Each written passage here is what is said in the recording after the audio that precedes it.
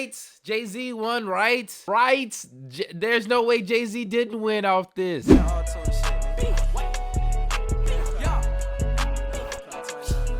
Who really won the Jay-Z versus Nas beef?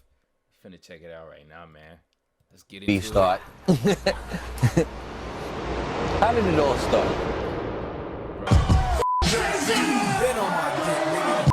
You're gonna really get at me, or you're gonna get at somebody on that level. If I was to get at somebody on that level, I gotta make sure I come with the best, my best.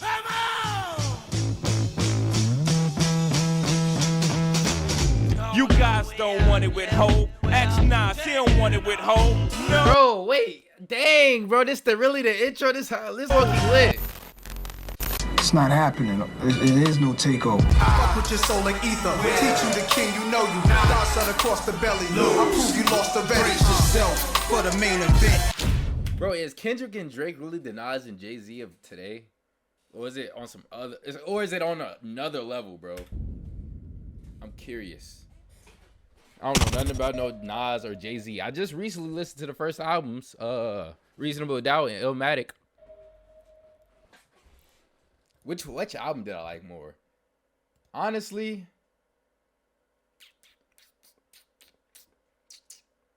I don't know. I can't even pick. All right, let's start the video. What up, guys? Your boy Quake, and I'm finally back with brand new episodes of Who Really Won. This is officially the start of season 2. There's nothing that's really going to change besides the fact that I've separated them into seasons, and of course, we're going to kick this off with one of the biggest beefs in hip hop history ever. But before we get into that, be sure to follow. Is this the second biggest beef of hip hop history? First is definitely Drake and Kendrick. Me on Twitter and on Instagram at QuakeGW. A link is in the description below for both. With the start of season 2, of course, I had to start with a bang. This is an episode that has been requested so much ever since the series started, and rightfully so, because this is easily in the top 3 when it comes to battles that happened in hip-hop, because it featured 2 of the biggest hip-hop stars, and still to this day, 2 legendary artists. And of course, as you can tell by the video title, I'm talking about Jay-Z versus Nas. When this battle started in the early 2000s, the whole world in the hip-hop community was paying attention to it. Who would make the right move? Who would have the better diss track? To compare it to today's time, it would be the equivalent to if Drake and Kendrick Lamar started beefing. It was basically I just said that. This video was in 2019. Did bro predict something? Bro might have predicted something. Oh my gosh. Them at their peak in that time, and this would be the equivalent to that. Bro, I don't even think the Kendrick and Drake shots was going crazy at that time too. If they did that, with this battle happening right after Tupac and Biggie. I forgot about Tupac and Biggie, bro. Biggie had passed, the 2 biggest hip-hop stars. Everyone was worried that this battle would escalate to something very violent, but thankfully that never happened, even though a lot of lines were crossed. This battle birthed arguably some of the best diss tracks ever, with Jay-Z's Takeover and Nas's Ether. A lot of people still to this day debate on which track is better, but the most interesting thing about this battle is the origins of it and how it started. There were 4 key factors in how this battle started. I'm going to explore every single one. If you haven't seen previous episodes, then this is how we break it down into 4 different points. The first one being how the battle actually started. That's what I'm trying to figure out. The second being the major points in the battle. Then I get into my opinion and talk about who won the battle portion of the beef, which is the short-term portion of the beef. In the midst of the battle, who won. Then I talk about who won the war portion of the beef after the battle was settled, who had the victory. So with that being said, grab a drink, grab some popcorn, sit back, relax, and let's get into this insane battle between Nas and Jay-Z. So if you were to ask Nas or Jay-Z, how did this battle actually start? What was the root of it? Both of them would say it's just rap competition. Neither of them would directly answer your question. Nas even mentioned so far to say that it was just subliminal disses back and forth, and then eventually it got to direct shots at each Sounds familiar. other. The question on everybody's mind, how did this get started with you and Jay? What's the problem? Is that? I thought that was Charlemagne. I think it's like it's just hip hop. It's just, you know, right. People bump heads. You know what I mean? It's always like rappers always talking like subliminal disses to each other. I think this one was a tension that was brewing in streets of New York for a couple of years. Right. And you know, it just came to life. No, it don't bother me. I mean, it is what it is. You know what I'm saying? I accept it. I accept the challenge. I think I can, you know, I can hold my own. You know what I'm saying? As far as that, as far as challenging, as far as being challenged, like rappers and things like that. That's fine. I'm cool with that. Rap is a competitive sport. That's how it was built. It was built in the South Bronx. People battling outside. So, of course, as time goes on, the truth eventually comes out, and the artist doesn't have to directly answer the question because people do their research, people ask other people that are close to those artists, and then we get the actual information. What type of hat did Nas have on? Bro, grown man wearing a furry hat. What the heck? But a lot of the information is usually scattered, and on this one, there are 4 major points on how this battle even started. They all added up and led up to the situation where Jay-Z decided to go directly at Nas, and then it became public that Nas and Jay-Z do not like each other. The first initial seed that was planted on Jay-Z and Nas' relationship going bad goes way back to 1996 when Jay-Z was recording his debut album, Reasonable Doubt. I just checked that out, just reacted to the album. Jay-Z released the first I like the first couple of songs. The rest of the album was single off. Kind of feel the same way about Illmatic, but I liked Illmatic a lot more throughout the entire album. His album towards the end of Reasonable Doubt,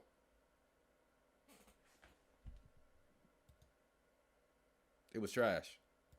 Called Dead Presidents on February 20th, 1996. And this single was where the birth of the issues between Nas and Jay-Z apparently happened. On this single, the producer and Jay-Z decided to sample Nas's track The World Is Yours from his debut album Illmatic that dropped in 1994. Apparently, when they sampled it, Jay-Z wanted Nas to re-record the chorus and make a newer version of it. When he got asked to do that, Nas declined and said he did not want to go to the studio to do that. And on top of that, Jay-Z asked Nas to be in the music video for the song, and Nas declined that as well. And this is where Jay-Z started having... So did Nas feel away, or did he just didn't want to do it? And did Jay-Z feel away because Nas declined both of his offers? Bad feelings towards Nas because he felt disrespected. Wait, but he let him use the sample, so what's the problem? The first subliminal shot between the two started from Nas. Nas released his second album. It was written on July 2nd, 1996, which is only a week. I'm checking that out right after this reaction. After Jay-Z released his debut album, Reasonable Doubt. On the album it was written, there was a track called The Message. And on this track, Nas decided to take a couple subliminal shots at a few hip-hop artists, including Jay-Z. On the track, Nas says, Lex with the TV sets the minimum. And wait a minute, bro. Nas just did a subliminal shot to Jay-Z out of nowhere after they have some turmoil. Bro, this beef is starting to sound like a lot like Drake versus Kendrick Lamar. And Nas is Kendrick and Jay-Z is Drake. This line was perceived to be shots at Jay-Z. Threats, I'm sending them. Lex with TV sets the minimum. But when Nas got interviewed about this line in 2016 by Complex, he simply said Jay-Z inspired that line. It wasn't a direct diss at Jay-Z, but people took it like that because he was dissing other artists on the same track. In the interview, Nas said, I saw Jay-Z driving a Lexus with the TVs in them. I got rid of my Lexus at that point, and I was looking for the next best thing. It wasn't a shot at Jay, but it was just saying that's the minimum you gotta have. It's not a shot at him, but he inspired that line. It wasn't necessarily a shot at him, but because the song was a shot at everybody, he fell into that, but he definitely inspired that line. In this quote, Nas said the song So you was talking about him. Was a shot at everybody. What does he mean when he says this? Well, this segues into the second part that escalated the battle between Nas versus Jay-Z, and what that was the fight for the title of the King of New York. And this is where the competition part came in when it comes to this battle. And in hip-hop, simply wanting to be the best is something that basically birthed hip-hop. MCs were constantly battling back and forth. So that's the nature of hip-hop in itself.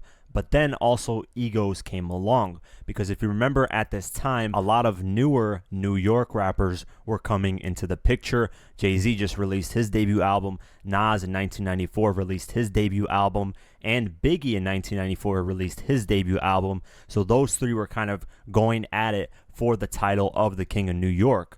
But Biggie was the one that was winning that title by a long shot, thanks to his commercial success. When Biggie dropped his debut album, Ready to Die, on September 13th. When I start doing the Biggie versus Tupac beef, I'm checking these out too. Most definitely. 1994, this was the same year that Nas dropped his debut album, Illmatic. But the difference between the two was that Biggie had an insane amount of commercial success thanks to the tracks Big Papa and Juicy.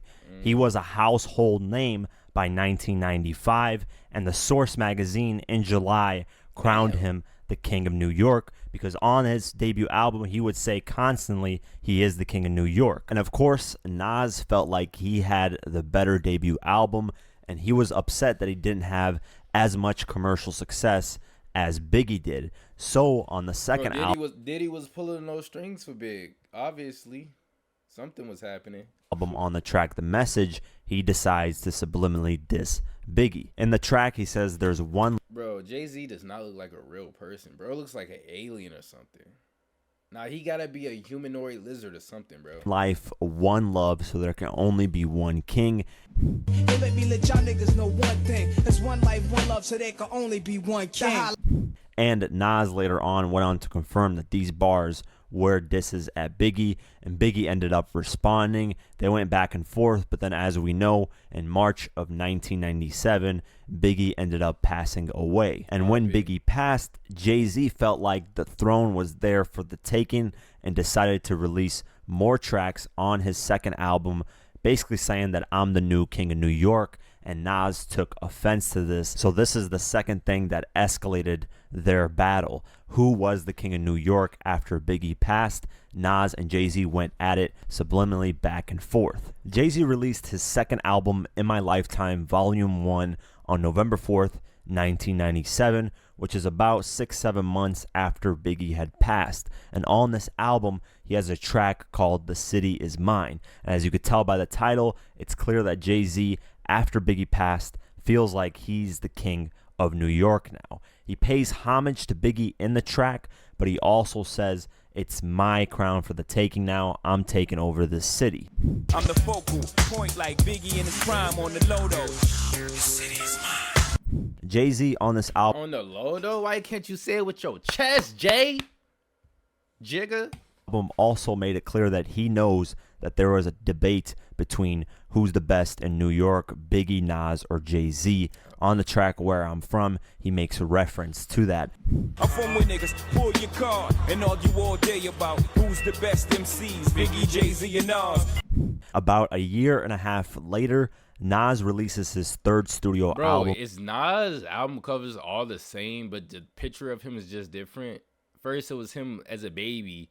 The second one is him as a adult. Now he's a pharaoh. And the background is exactly the same.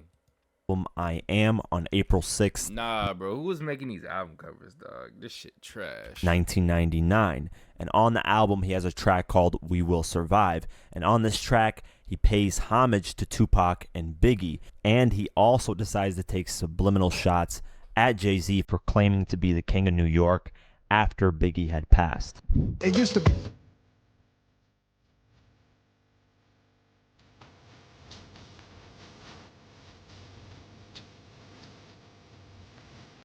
Now let's talk about the third thing that escalated this beef into something more serious. And this is something that we had no clue about because it was behind the scenes. We found out about this when the beef became public between Nas and Jay-Z in 2001. The third thing that was brewing behind the scenes was that Jay-Z decided to sleep with Nas's girlfriend at that time, Carmen Bryan, whom he had. I was finna say, bro, it ain't no way that it's just, you know what I'm saying, just like competition. I want to be best. You want to be the best. It's never just that. You know what I'm saying? It's always something more.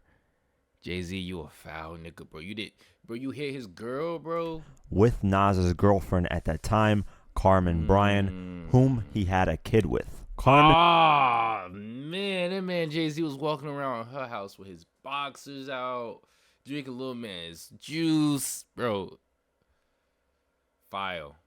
And mentioned that she had met Jay-Z roughly around the time after he dropped Reasonable Doubt, which was in June 1996. So later in 1996, presumably in November, December of that year, she met Jay-Z at a party. They hit it off. The next day, apparently, Nas and Carmen got into an argument, and Carmen decided to hit up Jay-Z, and that's how they started becoming closer and closer. What?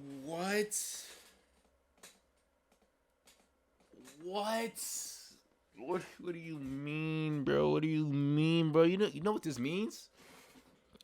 This means that either Nas was like telling her about Jay-Z and how much he don't like her, or she knew already and he wasn't saying nothing for real, and she was plotting on that already, bro. Women, bro. Women. Despicable, bro. They could be so evil sometimes. And according to Carmen, she ended up getting pregnant by Jay-Z, but she had a miscarriage, so she never had a kid by Jay-Z. Oh, I met Jay-Z right after he dropped Reasonable Doubt. Right. Reasonable Doubt was out like why she got the little Uzi diamond in her forehead? minute, because I remember like, oh, what's this? Who's this? Oh, I like this song. And then I met him through a friend at a party. And the next day, Nas and I got into like some big fight, and he pissed me off. And so I just said, oh, let me call Jay-Z. What's going on with him? Jay-Z knew that you had a daughter with Nas. Yes, he did. He was aware of that. He was aware of that. Mm-hmm. Okay. So you guys are messing around. You and Nas are getting into problems, are having problems with your relationship. Yes. At one point, you were pregnant by Jay? Yes, I had a miscarriage. How far along were you? I believe I was definitely less than 3 months. It was the first trimester. It wasn't. It was still early. Exactly. Yeah, it wasn't anything crazy. It wasn't planned. It wasn't like, oh, we're gonna have this baby and, move forward with our relationship. No. Okay. Bro, how could you even look at this woman after she do some stuff like that to you, bro? I wouldn't even be able to look at my kid the same way with her. Nah, bro. Damn, bro. Man. You told Jay that you were pregnant. What was his reaction? I told him after the fact. Oh, you told him after? I told him after the fact. Okay, so he didn't even know. No, I told him after the fact. This was something that was brewing behind the scenes over the years from 1996. You know what's crazy? Not like rappers today. They share like the same 7 baby mamas and stuff, bro. That's the funny part about it. Till about 1999. And around 1999, she said that her and Jay-Z were closer together. She wasn't with Nas anymore. They were just taking care of the kid back and forth. This is where a lot of people speculate that the beef got serious because, you're dealing with kids here. You're dealing with people's emotions. So it can get very, very... Nah, if I'm Nas, I'm definitely smacking Jay-Z when I see him, bro. Especially if we was cool before. You gotta smack him, bro. Smack him in that big nose. Jesus Christ. Look at this man's nose. Dang. Bro got a sniffer. Very serious very, very quickly. So that's why it escalated to the point where it became public. Jay-Z even sent subliminal shots at Nas about his relationship with Nas's girlfriend at that time. On the track Is That Your Chick, which was Memphis Bleek's track, and it got released in September of 2000. She keep begging me to hit it raw. She got my kids and say it was yours. How foul is she? And you wiped up. Shit, I put the rubber on.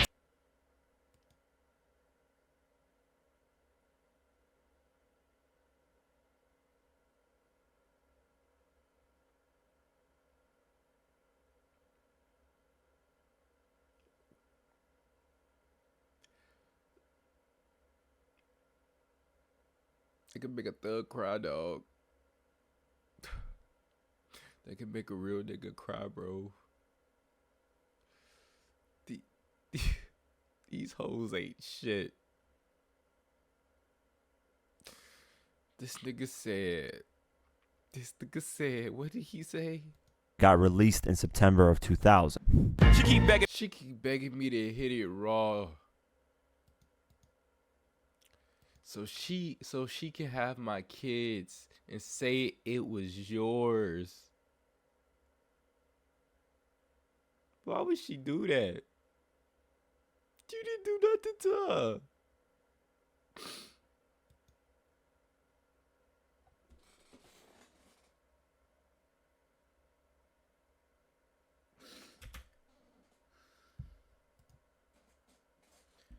Foul as she, and you wiped up. Shit, I put the rubber on tighter. And this segues into the fourth reason this battle started, and that's all because of Jay-Z's artist, Memphis Bleek. Memphis Bleek believes he's the I tried so hard to get that tear out. That would have been clean if I did. reason the beef I got my eyes watery, though. Looked like I was about to cry. initially started. Him and Nas were sending subliminal shots at each other on various tracks. However, Memphis Bleek was a huge fan of Nas. Bro, this right here, I hate this, bro. The mustache with the what is this? The goatee connect, bro. This is dirty work. Like, this should never connect, bro. Each other on various I hate when my shit do that. My shit grow back, bro. I hate that, bro. tracks. However, Memphis Bleek so was a huge fan of Nas. I started that drama, so what you mean how I feel about it? I felt like I got my big homie in some shit. It's going down out here in these New York streets. We gotta hold it down. Him being a fan of Nas is exactly Bench players talking like starters. I hate it, bro. Memphis Bleek, I can't name one song from you, bro. Talking about you started it. Nobody knows who you are now, bro. Let's look up Memphis Bleek's last hit. I'm gonna ask ChatGPT. Y'all ready? When was Memphis Bleek's last hit?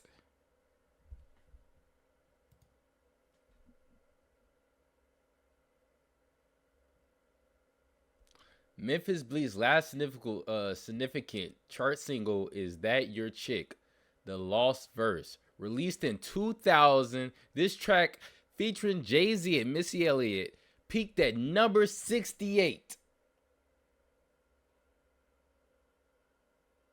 Number 68 on the Billboard Hot 100, at 18 on the Hot R&B and Hip Hop songs, and number 7 on the Hot Rap Singles. Bro hasn't had a hit in 26 years.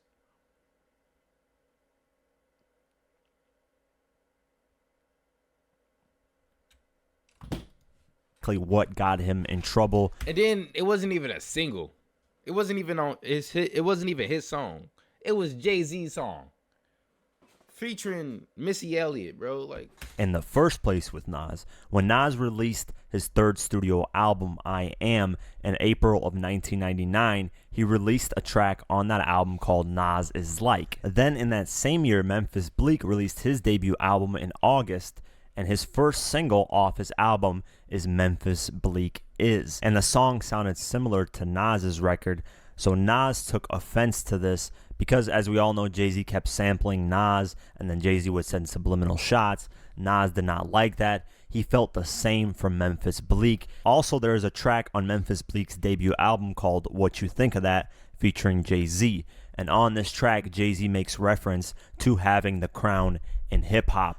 I'm a ball till I fall, what you think of that? Round here front, like my shit don't sound like nothing. Like I ain't got the crown or something. So Nas decides to subliminally respond to Jay-Z and Memphis Bleek with that track, What You Think of That. And just a couple months later, Nas releases his fourth studio album, Nostradamus. And on the title track, Nostradamus, bro, which was released as the first album covers, bro, it's the same background.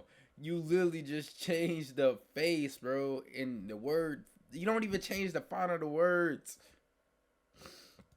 Nostradamus. And on the title track, Nostradamus, which was released as the first single on October 26, 1999, he makes reference to that What You Think of That hook, and then asks for beef on that same song. You want a ball till you fall, I can help you with that. You want beef, I can let a slug melt in your hat.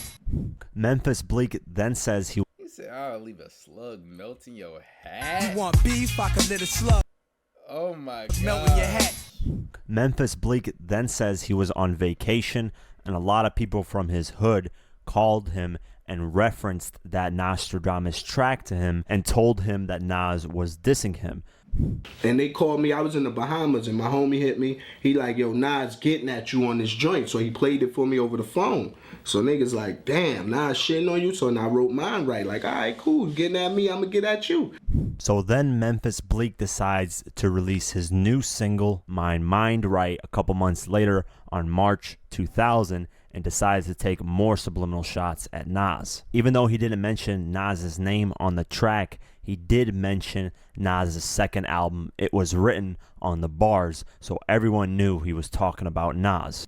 Your lifestyle's written, so who you supposed to be? Play your position. Then a couple months passed again, and in the summer of 2000, DJ Clue dropped a new mixtape called The Great Ones Part 2, and on this mixtape, there was a freestyle from Nas spitting over the Mobb Deep Eye for an Eye instrumental, and on this freestyle, he's taking more subliminal shots at Jay-Z.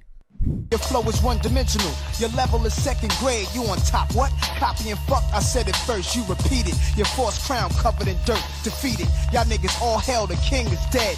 He running like a bitch with his tail between his legs. Stillmatic. Still eye for eye. Wanna be God? You just the next rapper to die. Fucking with Nas. Then a couple months pass once again, and in November of 21st, 2000, Nas and Ill Will Records dropped the QB's Finest compilation album, and on first Nas, well, he got the same backgrounds. I was about to say, first Nas album without these funky ass buildings, but here we go. the album there was a track called The Bridge 2001, and Nas decides. I understand these might be your apartments that you grew up in, the projects that you might grew up in, but bro, come on, bro. Every album. To attack everybody on Rocafella. You still not live just there? Memphis You didn't Bleek. move? That's all you know? References that it was written line that Memphis Bleek spit on My Mind Right and decides to go at everybody. Oh, you didn't want to know whose life was written, the life I'm living, the ice, the women. Jaws is broke, your whole crew's coffin bound, your man, lieutenant, your boss get found. And according to Memphis Bleek, after Jay-Z heard these bars on this track, this is when Jay-Z finally got involved in going at Nas, and it officially became Nas versus Jay-Z. Another rumor as to why Jay-Z got involved in going at Nas was that Jay-Z heard Nas in a Los Angeles radio station talking shit about him and Memphis Bleek and so on and so forth. However, I checked the internet and I never found a clip of Nas talking shit about Jay-Z back in 2000 and in Los Angeles radio station. So that was just a rumor. I believe this story more than I believe the other one. Then on January 12th, 2001, Funk Master Flex and Jay-Z linked up to do a long freestyle of the Rocafella Takeover on Hot 97, where Jay-Z introduced all of his new artists he had signed at that time, from Memphis Bleek to Beanie Siegel to everyone else. And the reason why this freestyle was notable was because Jay-Z had asked Funkmaster Flex to just put on Queen's artists' beats. And even though Jay-Z did not spit in this freestyle, he was hyping up his artists that were spitting freestyles. And Nas, of course, took offense to this because Nas is from Queens, and the fact that they were ripping only Queens artists' beats, talking shit on the freestyles. And as we all know, Jay-Z's from Brooklyn.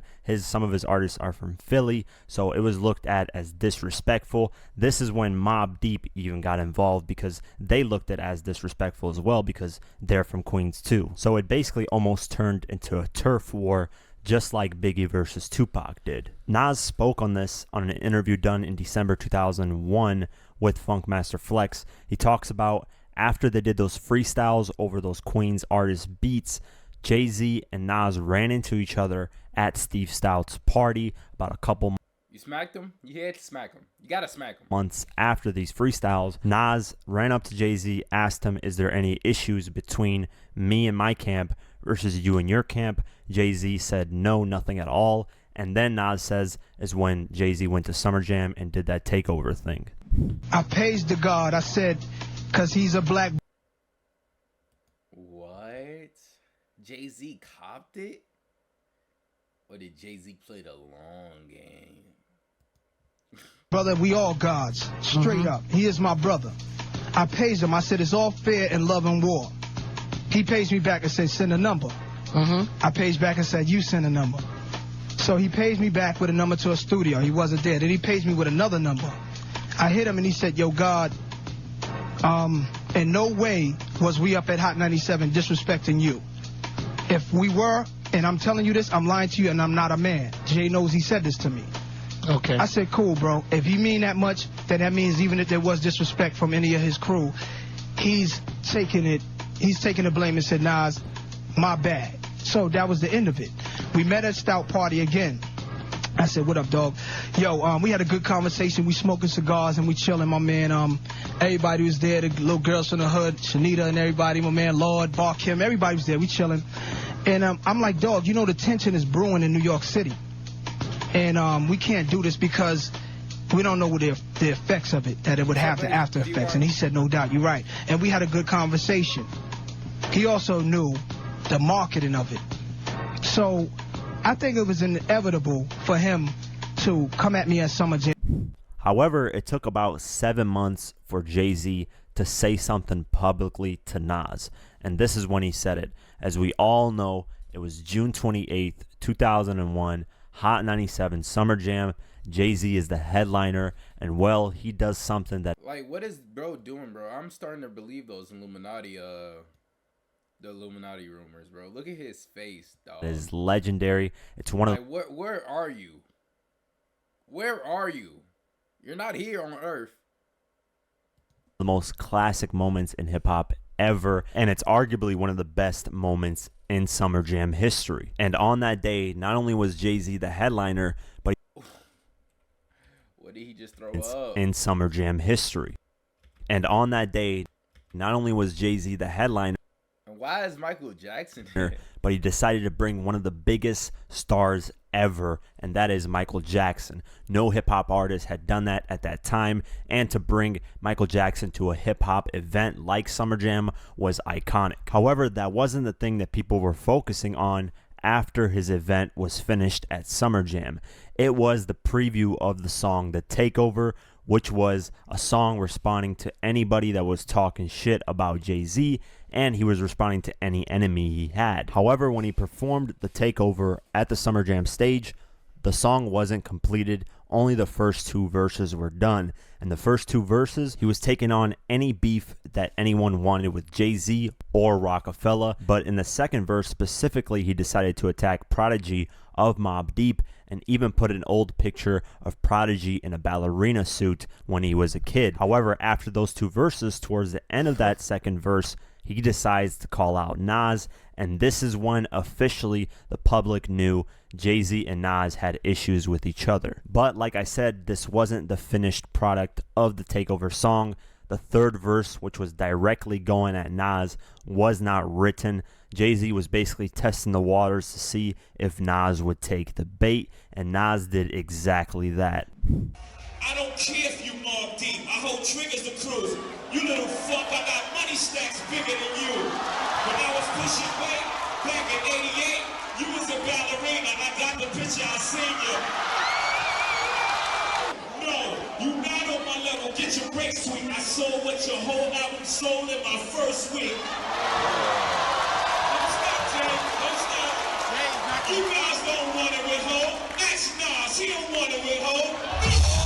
He asked you, bro, what? It only took Nas about a month to come back with a new freestyle responding to Jay-Z calling him out at the Summer Jam 2001 event. On August 1st, 2001, he decided to stop by Hot 97 and drop a freestyle for Funk Flex. And on this freestyle, he decided to go at everybody, including the people at Rocafella. From Freeway to Beanie Siegel to Memphis Bleak, he decided to go at every single person and decided to name the freestyle H to the Omo, making fun of his song H to the Izzo. Rip the freeway, shoot through Memphis with money bags. Stop in Philly, order cheesesteaks and eat beans fast. And bring it back up top, remove the fake king of New York. You show off, I count off when you sample my voice. I rule you. Before you used to rap like the Fushnikins. Nas designed your blueprint. The Fushnikins? Who was that? When you sample my voice, I rule you. I rule you before you used to rap like Fushnikins. Before you used to rap like the Fushnikins. Nas designed your blueprint. Who you kidding? Is he H to the Izzo, M to the Izzo? Push Izzo, you phony, the rapper version of Cisco. And of course, Jay-Z heard this, and this is what fueled him to write the final 2 verses to his track Takeover. And then when Jay-Z released his album The Blueprint on September 11th, 2001, we got the full version of Takeover with those 2 new verses. And with those 2 new After Nas' second album, I'm reacting to this, The Blueprint. verses, he's going directly at Nas. And on the diss, he made it clear that even though he sampled Nas, Nas did not get paid from those samples. And on this track, he decided to threaten Nas that if he responded, he would reveal some information that nobody knew. And of course, now we know Jay-Z slept with Nas's ex.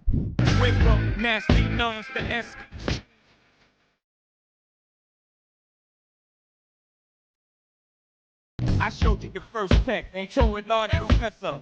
Then I heard your album about your tech on the dresser. Bro, this is really weird. He's talking about Nas. He's talking about he put him on a tour. I showed you your first tech on tour with a large professor. Jay-Z talking about being on tour with Nas. Drake was talking about bringing Kendrick on tour. Drake was talking about revealing secret dirt about Kendrick's girl. Jay-Z had secret dirt on tour with large professor. Then I heard your album about your tech on the dresser. Now, did you see the tech on tour? Yeah. No, he has something. I won't say he had it. No, he said he had a tech. Jay snitched on himself. Yeah, no, he had it. Oh yeah, I sampled your voice. You was using it wrong. You made it a hot line. I made it a hot song. And after this track dropped, everyone was siding with the Jay-Z when it comes to this battle. Nobody thought Nas would come back with something better because at this time, Nas was looked at someone that was declining. His music was apparently getting worse to a lot of people, and Jay-Z was rising and getting better and better. So a lot of people... Bro, that's exactly like the Kendrick and Drake beef, bro. People were saying that Mr. Morales and the Big Steppers was declining. Nobody was really talking about Kendrick. Drake, I guess Drake was declining too, because... Anywho, but that's the same exact thing, bro. Oh my gosh.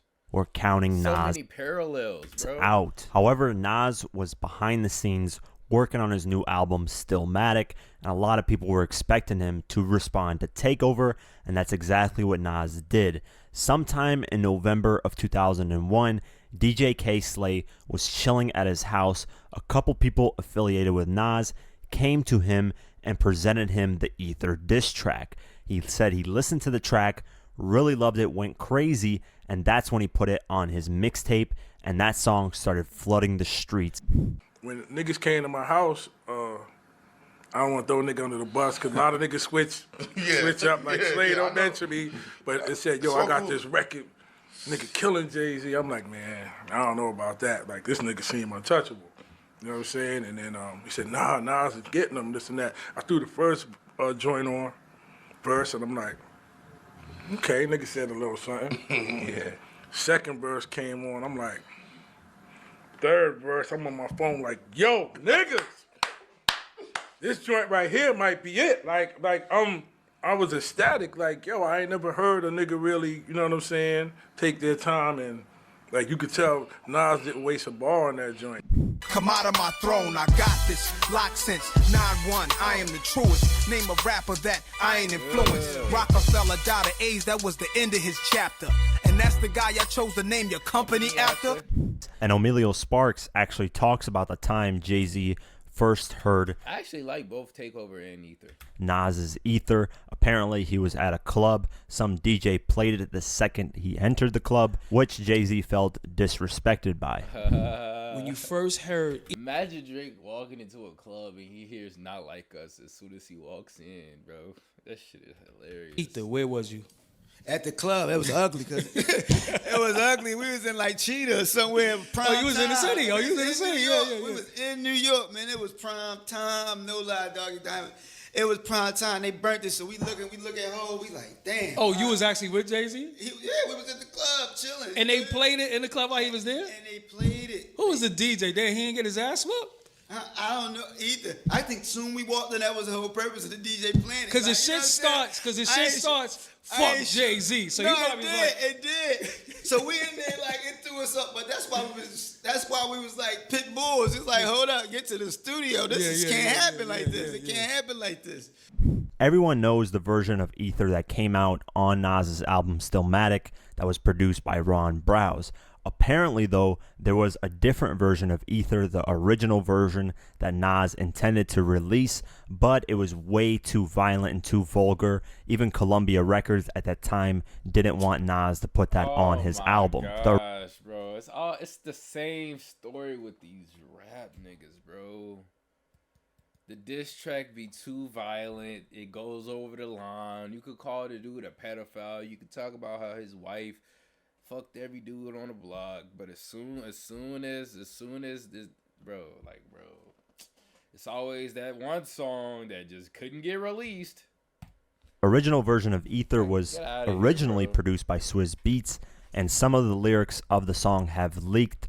Large Professor even mentioned that Nas spit some lyrics about Aaliyah's plane crash, dissing Dame Dash, because at the time Dame Dash really liked Aaliyah and was dating her, and they were really close. No, I was there when Swizz did the original Ether. When Swizz did the original Ether? Swizz did the original Ether. That's the one he originally rhymed over. It was faster, and it was just a lot more noisier. Little variations, you know. I haven't heard this original Ether. Let me listen to it. I couldn't find an Ether, the original version. Of, you know what I'm saying, the Dame Dash plane crash and all that, the shit with the rhymes and shit. No, like, actually. Sorry, Aaliyah, I'm sorry it was you in the plane crash. It should have been Jay and Dame Dash. Nas took those bars out because he felt it was too disrespectful, and looking back on it, it would have been something that would have probably gone too far. Who knows if that track would have been better than the one that came out right now. Steve Stout, who was close with Nas at that time, says that he heard the original version and felt that it was terrible and that he should redo it, and he even gave him the Ron Browse beat instead of the Swizz Beatz one. He calls me in, the album is about to go to mastering, and I go to the studio, and he plays me Ether. It's like 2 a.m, and he uses that beat. Now, we weren't even speaking, so the fact that he even called me to the studio the night before mastering was because he wanted me to hear, like, did I go too far? Is this fucked up? And I get there at 2 a.m, and Jungle is on some fuck Stout, you know, fuck that, yo, Stout, fuck you, da-da-da. And I'm listening to this shit, and I'm like, I take off my, we staying here all night. Right. We gotta fix this. This is a mess. Oh. This is a mess. Wow. If this shit comes out, your career is over. And he made the record. But there was a different version of it with the same beat. That was terrible. It is also rumored that Nas performed the original version of Ether 1 week before the actual version that we know now came out. It was rumored he performed it at a club in Rochester, New York. However, when he did an interview and Flex asked him about this, he said he never performed Ether at all. Nobody knew what he was talking about when he spit those lines about Aaliyah and Dame Dash. A lot of people were confused, and he says he wished he could have took that back. But there's rumors that said he officially performed the song. Nas denies and said he only spit those Aaliyah and Dame Dash lines. At the moment, when I had the show in Rochester, the fans haven't heard Ether yet. Okay. So they wanted me to say something. I didn't want to say Ether. They didn't know it. Okay. So I had just thought of something on the spot. And I was mad. I didn't really want to say that. I said, rest in peace, Aaliyah, I love you. Instead of you in that plane crash, it should have been. But, you know, that's me speaking out of... At the moment. At the moment, and no disrespect, Aaliyah was a beautiful woman and a queen, so obviously I wasn't dissing her when I said, rest in peace, I love you, because I did love her when she was living, as well as now. So, I mean, I definitely take that back. Now, if we had social media like in today's day, we probably would have got footage of that original version. There is rumors that the original version is still around. It's floating, and it might leak. I'm tired of these rumors, bro. This is, bro, like, there's a weird consistency with 90s and early 2000 niggas always saying, oh, there's rumors, but no evidence. None. Michael Jordan was jumping from the half court line doing 360 windmill dunks, backflips and shit. You see what I'm saying? Like, his passes went from all the way to the top of the bleachers to the locker room, all the way all throughout the parking lot, all the way into Scottie Pippen's hands and shit. Like, bro, come on, bro. Eventually, but there's only lyrics that leaked about. There's rumors that happened, but no evidence, bro. It's never the song, evidence, and there isn't the beat. There isn't any snippet of that song out on the internet. It never happened. There is also a rumor that 50 Cent at that time in 2001 just got shut up and was close with Nas. He was even going to sign with Nas at one point, but ended up not doing it. Apparently 50 Cent was in the studio with Nas when Nas recorded the original version of Ether. I saw this rumor on RevoltTVs.com website where they talked about rumors of what happened in Nas's career that was legendary, and I came across this. I don't know how true this is, but Nas and 50 at the time were hanging out a lot, so there could be truth to this. I just thought it was an interesting rumor that kind of went around, and I didn't know about it till now, so I thought I'd mention it, and maybe some of you could link to something. Maybe 50 could talk about it in the future, who knows. However, the original version of the lyrics that leaked out, Fat Joe was actually asked about the original version of Ether in 2001 before the song came out by an interview done on allhiphop.com. The interviewer asks Fat Joe, one thing that came up today, Nas apparently has a response to Jay-Z's The Takeover on his upcoming album, which implicates you and Big Pun and includes the lyrics, call yourself gangsta, but you were begging for pardon that night in Carbon. When Terror Squad flipped on your squadron, tried to front on their checks, till Pun put a gun to your chest. Fat Joe responds saying, we gotta hear it, but damn, what a way to put me right in the middle of the beef, huh? We don't comment on that, that's old news. Like I said, all the negative energy, all that shit you can throw out the window. Nas is crazy. No question that we are allies with Nas Escobar. We love Nas. I also named my son after Nas. As far as him and Jay-Z with the beef, that's their stuff. Until somebody tries to involve me in that shit, that's it. I ain't got no problem with the whole Rocafella. It's well documented. Everybody keeps trying to get me to talk about this shit in every interview. Why don't they ask Jay-Z this stuff? I read his interviews. Bro, let's go. Fat Joe, first rapper to not snitch on himself, bro. Nobody asks him. If you interview him, ask him. Apparently, Fat Joe wasn't with it. He didn't want to get involved with this. And those bars that Nas spit on the original Ether apparently exposed that Terror Squad confronted Jay-Z about some money that they owed him. Big Pun put a gun to Jay-Z's chest, and Jay-Z folded and was scared. That's the apparent rumor from those bars. Fat Joe never confirmed it or denied it. Cuban Link, who was an artist on Terror Squad, was actually there when Fat Joe and Big Pun had that issue with Jay-Z. When he did an interview with This Is 50 back in 2011, he talked about the situation. The Rockefeller shit, yeah, it was a little shit that popped off, you know what I'm saying? It was really some business negotiations that went sour.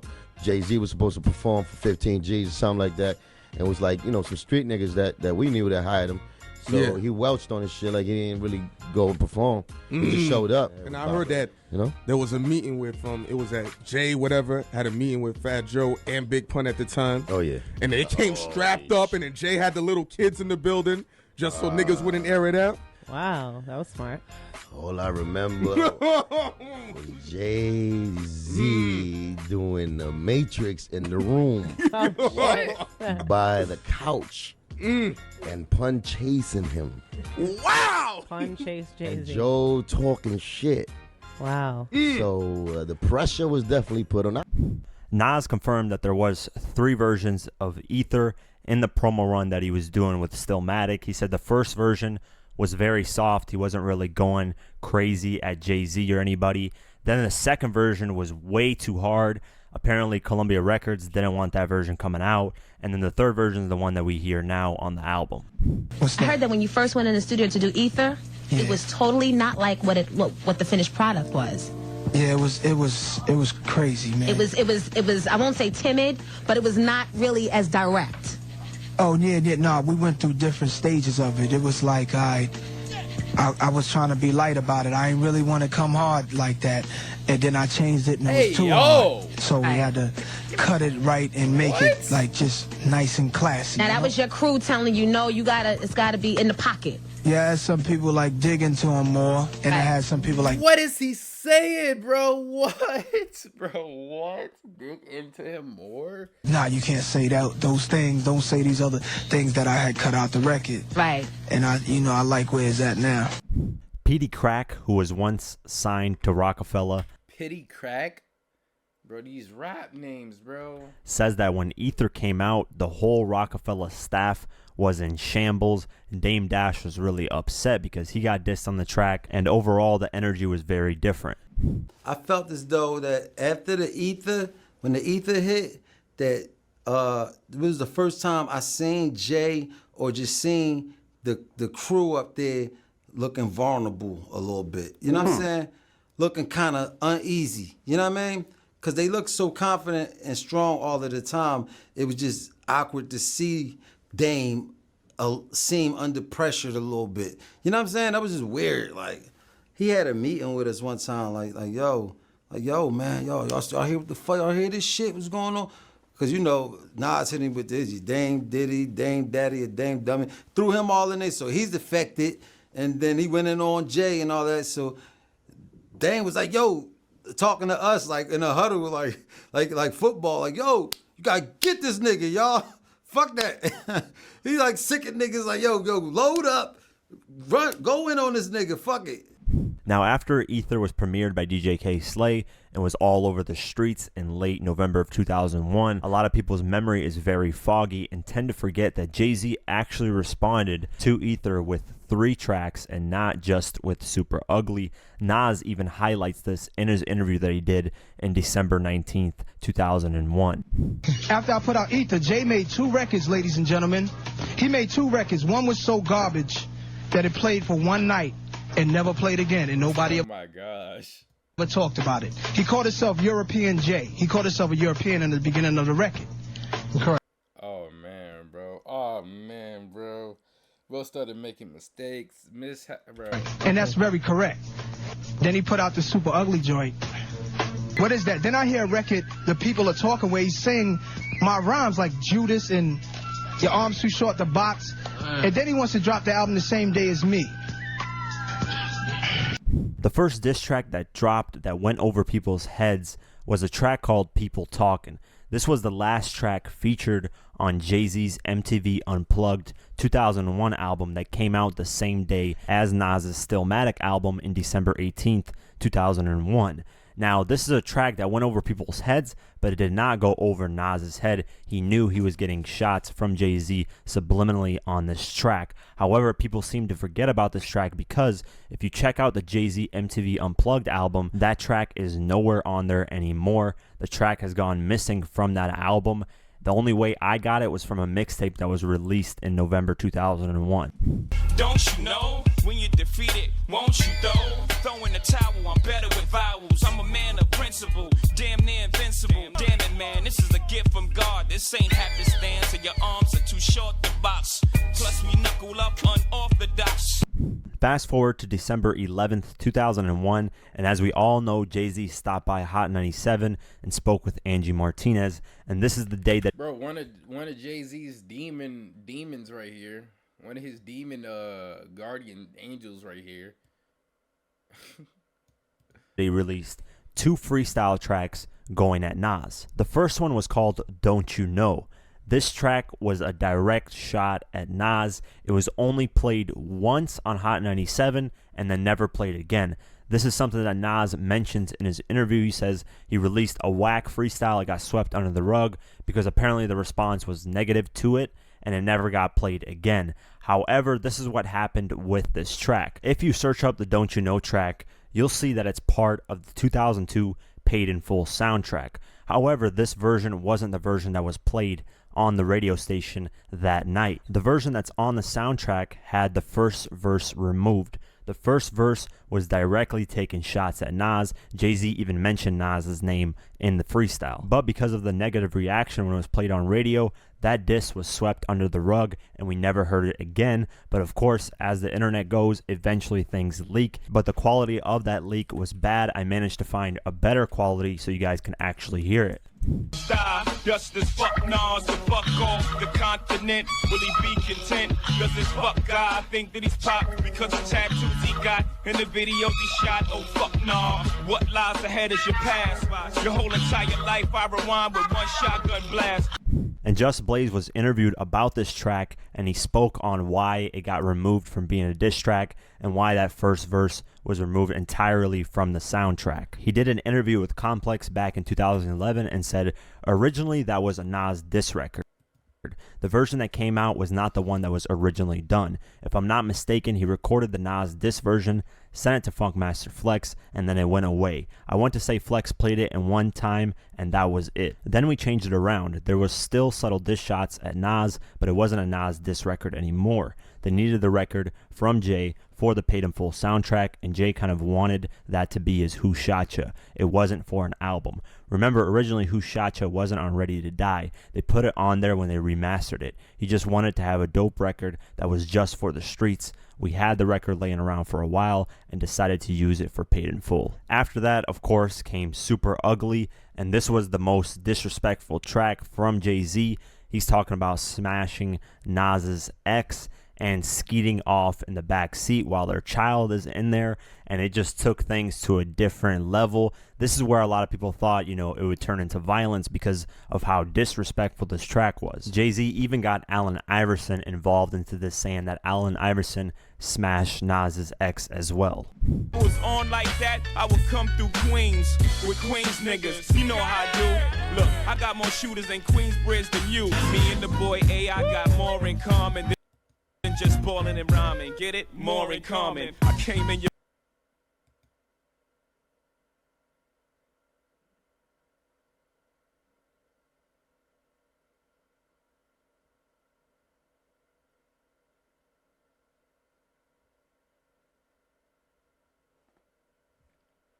Bro, what? your belly back.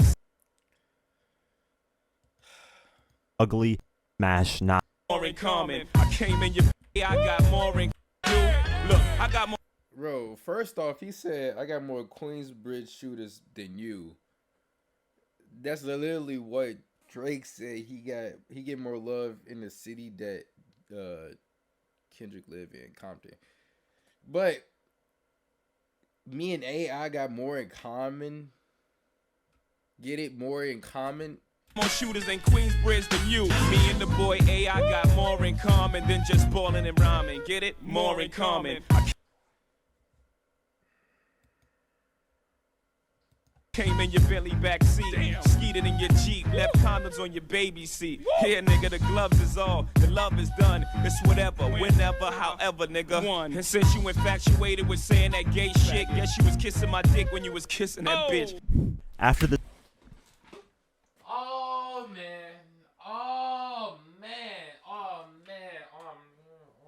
Jay-Z had to win the beef, right? Jay-Z won, right? There's no way that Jay-Z did not win off that. Right? Right? That's, bro, like, right? Right? Right? Jay-Z won, right? Right? There's no way Jay-Z didn't win off this.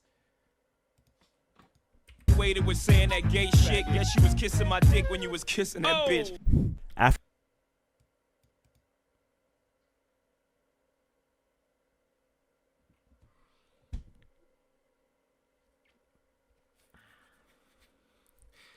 I haven't heard Super Ugly, bro. I'm about to listen to Super Ugly, bro.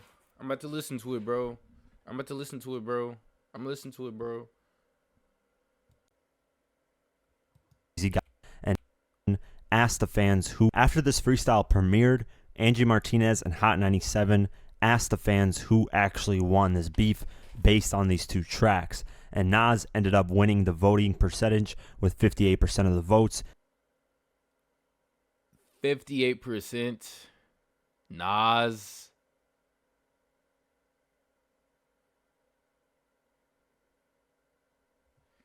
Okay, if we going off that the three songs that he dropped, right? One was trash. One got replaced with a for Paid in Full. I love that movie. And then the one Super Ugly, bro. Super Ugly one, bro. That's the best diss song. That's the best diss track, bro. That's the best diss track, bro. And Jay-Z got 42% of the votes. So according to New York, it was a unanimous decision that Nas won this battle at this time. The next day, Jay-Z went to Hot 97 once again. This nigga said you was blowing up a phone. I was blowing her back. Oh my gosh, bro. Oh my god, bro. Oh man, I wouldn't be able to eat that week. I don't care if she is my ex-girlfriend, bro. I got a kid with her, bro.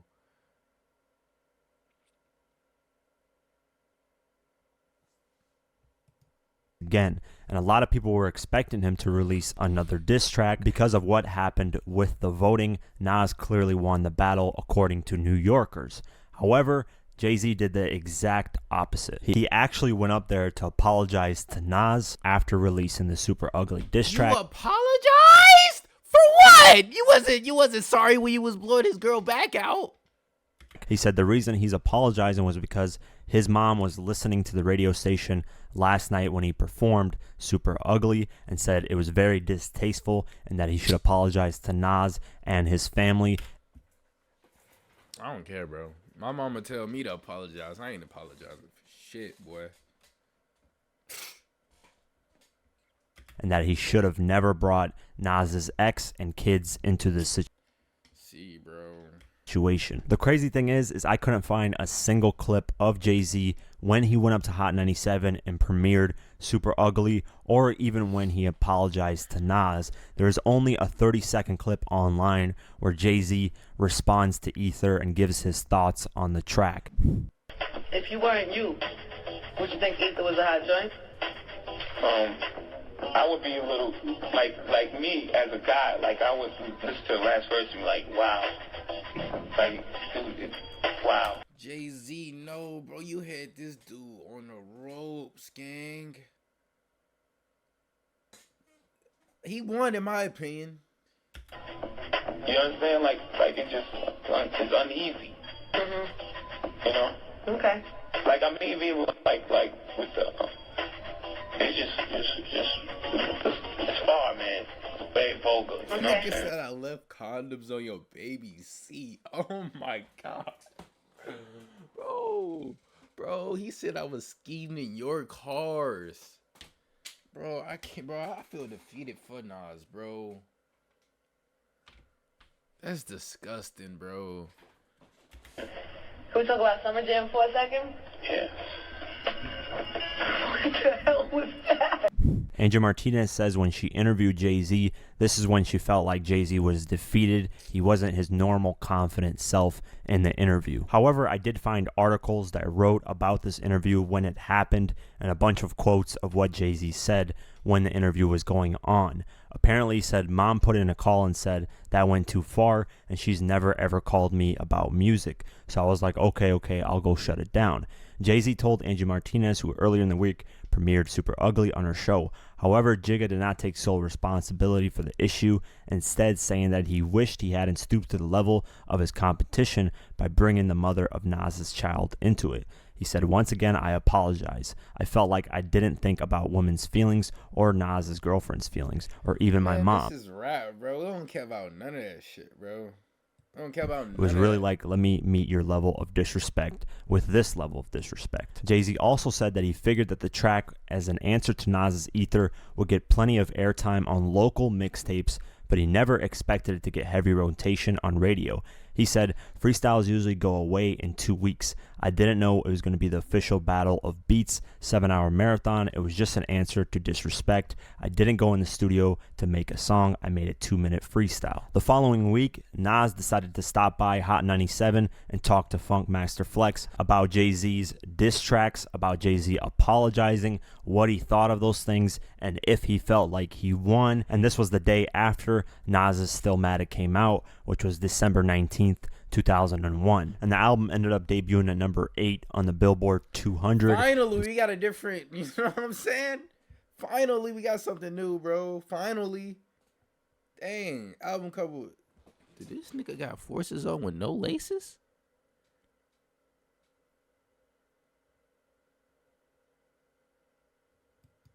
Sold about 342,000 copies within the first week, and the reviews on it were amazing. A lot of people liked it. It was rarely any negative reviews, and a lot of people felt like Nas was finally back. Everything I said come to light. Y'all deal with emotions like women. I said you always making songs dissing women. I said you pop-ish, apologize later. Everything I said was dealing with reality, science. Yeah, you know he got his name from jazz. Well, it's Hot 97, blazing about Nas. But my question I was getting to, I mean, he said that when this is all love. When this is all love and when Jay-Z was here with Angie, he was expressing that, you know, that his mom called him and spoke on the situation and in everything concerning women and bringing up Carmen's name and how that wasn't a good flow. And I want to know how you guys, Jungle, Nas, how you guys feel about that. But at the same time, I can also, though, respect where a parent would come in. That's real. But you don't supposed to admit it. You don't supposed to let that know. You don't supposed to let nobody know that. Yeah, but bust this out. I can also respect whatever, you know, when Mama Love comes into the play, that's the end. It's a rap. You can't, it's, you know what I'm saying? That's the rap, yo. So you respected that? I respect that. All right. You know, I respect that. After this, there was no more direct shots at each other on tracks. A lot of the beef had died down. Nas was focusing on something more personal in his life. His mom was battling cancer, and his mom ended up passing away in April of 2002. So he was going through his own personal problems. Jay-Z was working on his next RP Nas' mom. album and was working on building Rocafella into a bigger brand and helping his current artists. So none of the artists were focused on the battle anymore, but the subliminal shots and tracks did not stop. It was announced in May of 2002 that Nas was going to headline the upcoming Hot 97 Summer Jam show. As we know, last year, Jay-Z was the headliner and decided to go at Nas directly and Mobb Deep and went at everybody else. Now it was Nas's turn to be the headliner, and of course, rumors started to come up about Nas reigniting the battle between Jay-Z at the Summer Jam show. Well, June 26, 2002 came, and Nas was nowhere to be found at Summer Jam. And of course, Nas got backlash for not performing there. Fans were really upset. Hot 97 said they had nothing to do with Nas not showing up. So of course, Nas had to go on radio stations and clear up all these rumors. The funny thing is, that same night that he didn't perform, he actually went to a radio station and clarified why he wasn't performing that night. And the radio station that he went to was the rival radio station of Hot 97, which was Power 105. My people know why I'm not at the Summer Jam. I've been bamboozled, hoodwinked, in the whole nine, man. I was told and begged to do the Summer Jam. I was begged to come to Hot 97 because I had a hot new record that nobody wanted to support except for the streets. And it was told to come there and save Angie Martinez's job. And I was told to come there and help the ratings at Hot 97 by Flex, you know, and the rest of the crew over there. But I'm here to let my people know, you know what I'm saying? All my hip-hop community people know that I was dissed this morning by Hot 97 and told that what I couldn't do on the show, which is really outrageous and really shows that the wrong people are in power.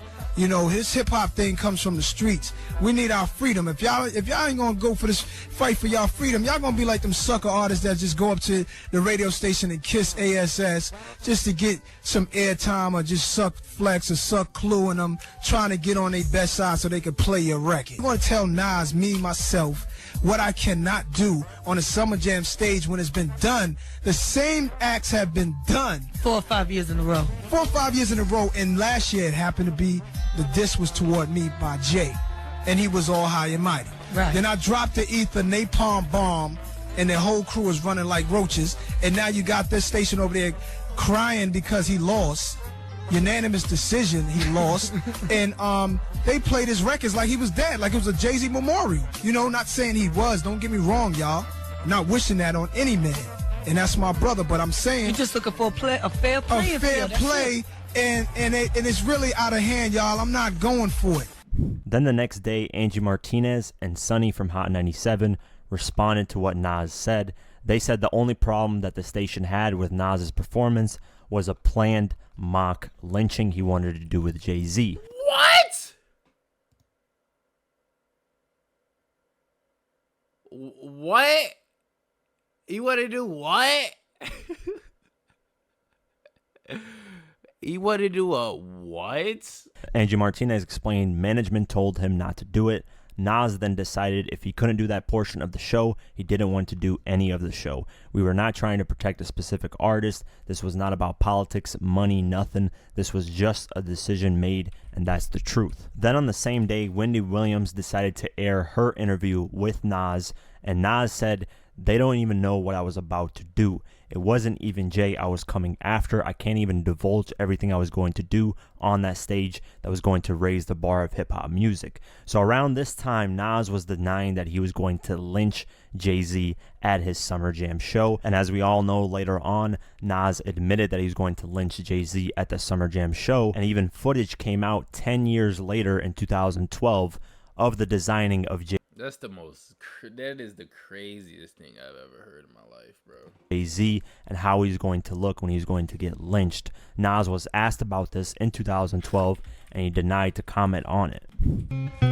Hi, I'm Michael Burnett, special makeup effects artist, working on an effect for Nas.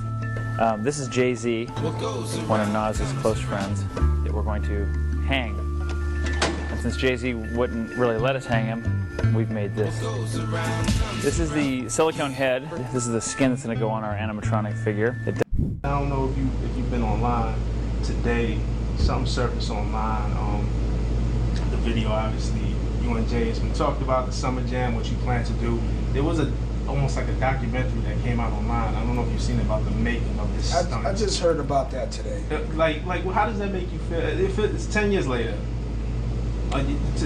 how does that surface and how does that make you feel? Like, why does that surface 10 years later?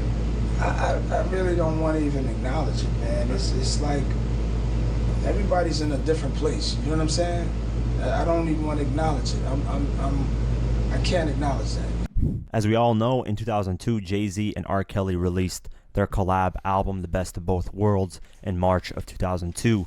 So on the Wendy Williams show, when Nas was doing that interview in June 27th of 2002, he called out Jay-Z for working with R. Kelly because around this time, the R. Kelly sex tape leaked of him peeing on an underage woman. So Nas called out Jay-Z for working with R. Kelly and says that he knows exactly what's going on with R. Kelly and the fact that he's touching up on underage women and having sex with them. I could have showed the R. Kelly video that everybody's talking about, made fun of it, and said, yo, Jay's hanging out. When Jay and I was in there doing Best of Both Worlds, you can't tell me Jay didn't see a 14-year-old girl come in the studio and sit on R. Kelly's lap. No. You can't tell me, you want to tell me that it wasn't on that album, that he ain't never seen no 14-year-old girl come in the vicinity? My belief is that anybody who's worked with him and been in his cipher has seen it go down. You've seen it go down? Yeah. It's wrong. I've been around R. Kelly, and I pay for that, brother. I've been on a tour with him. It didn't last too long, but I've been around him. I didn't see no 14-year-old, but I talked to the man, and I've seen there's a little problem there. The brother needs help, and I pay for him. But if I sit there and did an album about women with him, I'm definitely maybe indulgent. He had to be indulgent for 14-year-olds, man. That's what I'm saying. I'm here for the people, man. I'm here to talk the truth. In that same Wendy Williams interview, Nas accused Flex of taking money under the table to play records. And he basically put a bounty on Flex's head and said, if you're a real man, take Flex's chain and give it to me. If you're a real man, when you see Flex, take off his chain and I got something for you. If If you're a rap artist, that's real. Smack that guy, man. The following day, on June 28th, 2002, Nas decided to go back up to Power 105, and this time he didn't hold anything back. He decided to respond to Funkmaster Flex and Angie Martinez's comments of wanting to lynch Jay-Z. He decided to go in on Cameron and said his music is whack. He needs to step his bars up.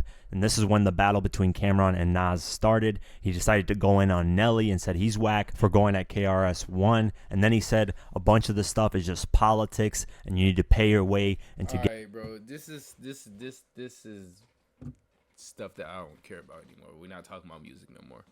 All right, man. Make sure you like, comment, and subscribe. This is crazy. No way Jay-Z didn't. Like, who do y'all think won? Let me know in the comments. I'm out, bro.